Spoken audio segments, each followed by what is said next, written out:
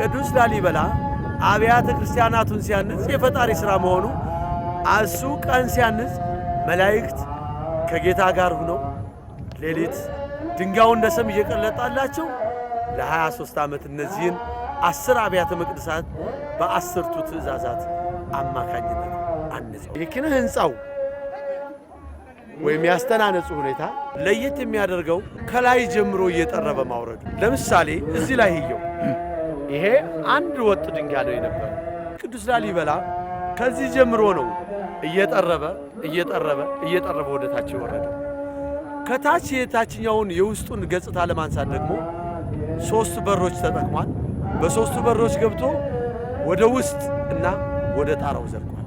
ስለዚህ ይሄ ጥበብ ከሌሎቹ አሁን ካሉ ከሚባሉት የጥበብ ምህንድስና ለየት ያደርገዋል። በኢየሩሳሌም የሚገኘው ጎልጎታ ትክክለኛ የጌታ ኢየሱስ ክርስቶስ ቀብሩ የተፈጸመበት እሱ ከላይ ጀምሮ ወደ ታች ነው የታነጸው።